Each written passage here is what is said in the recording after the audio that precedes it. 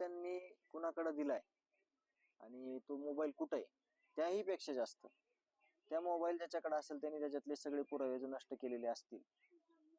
कारण का यांना तर फाशी होणार आहे. यांनी खून केलाय, यांनी खंडणी मागितली, यांनी अपहरण केलंय, यांच्यावर पूर्वीचे देखील खूप गंभीर स्वरूपाचे गुन्हे आहेत.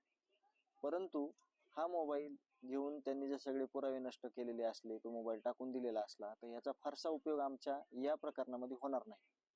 त्याचं कारण असं आहे की तुम्ही पुरावा नष्ट केलेला एकच गुन्हा नोंद करू शकतात विष्णू चाटेवर आणि सगळ्या आरोपीवर, पण त्याच्यात असणारे सगळे धागेदोरे, त्याच्यातून कुणाकुणाला फोन गेले, त्याच्यातून कुणाला व्हिडिओ कॉल केला, त्याच्यातून काय काय व्हिडिओ आहेत, सगळे पुरावे त्याच्यात आहेत.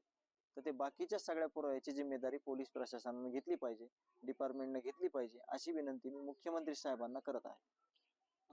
आम्ही बोललो होतो या तपास यंत्रणेला, तर त्यांनी सांगितलं की विष्णू चाटेवर मोबाईल त्याच्याकडे नाहीये, त्याने टाकून दिलेला आहे, तो पुरावा नष्ट केलेला गुन्हा त्याच्यावर नोंद झालेला आहे. पण त्याच्यावर तो देखील गुन्हा नसता नोंद झाला तरी त्याला फाशी होणारच आहे. म्हणजे त्या गुन्हा नोंदीचा फायदा फारसा या प्रकरणात आम्हाला होणार नाही. म्हणून त्याच्यातले जे गंभीर गुन्हे आहेत, त्याच्यात जे विटनेस आहेत, पुरावे आहेत त्याच्या मोबाईलमध्ये, तो मोबाईलच शोधणं, याच्यासाठी मी एक विनंती केलेली आहे आज की स्पेशल ह्या सगळ्या आरोपींचा रिमांड घ्या. 100% हा मोबाईल कुठे आहे, कोणी ठेवलाय, कसा लपवला हे बाहेर आल्याशिवाय राहणार नाही, अशी मी मुख्यमंत्री साहेबांना विनंती करतो. त्याला पोलिसांचं पाठबळ होतं, तो कागदोपत्री फक्त फरार असायचा, तो पोलिसांमध्येच राहायचा, तो विविध पक्ष म्हणजे केजचं पक्ष कार्यालय होतं तालुका अध्यक्षाचं विष्णू चाटेचं, त्याच्यात सर्रास बसलेला असायचा.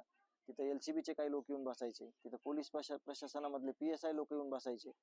म्हणून ह्यांना कुठं लपवून ठेवलंय आणि हा कुठं आहे याचा शोध ह्यांच्या रिमांड मधून तसेच ह्या सगळ्या यंत्रणेकडूनच होणं अपेक्षित आहे आणि ते झालं पाहिजे.